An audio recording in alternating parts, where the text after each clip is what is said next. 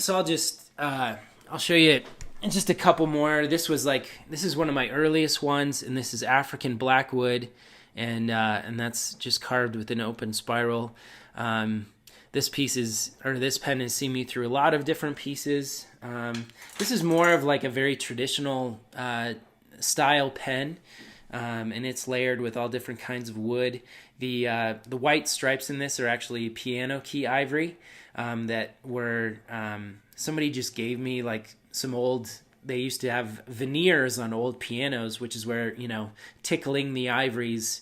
That's where that came from. But so it's like one old instrument turned into another.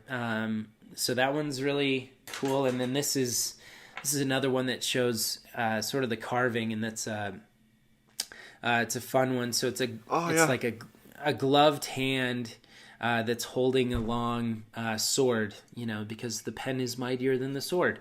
So I always wanted to do a pen that has that theme, and this was like actually some of my first. It's hard to see, but this is some of my first engraving was engraving the guard there on the top. So, anyways, yeah, those are fun ones. I wish I had my hummingbird pen.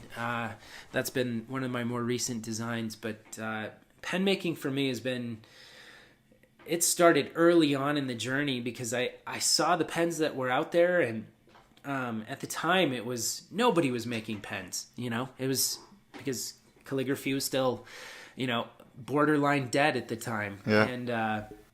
And now there's like so many people making unbelievable pens all around the world. It's really, really cool. But I was like, I want to learn how to make my own pen. I want it to work better for me. And so that became very quickly like a business. In fact, the first conference I went to, I had a pen and I had carved a small dove on top, and I met John DeColobus, who was like, he's the first guy to inspire me in the art form, and it was the first time meeting him. I was like nervous as could be, and so I showed him my pens, and he bought the first pen I ever sold was to the man who inspired me in calligraphy. Nice. So that was like so special, really, really cool. So so now it's like it's neat to see that I've sent pens all around the world now, and still make them myself, and yeah, they've gone all over, from India, China,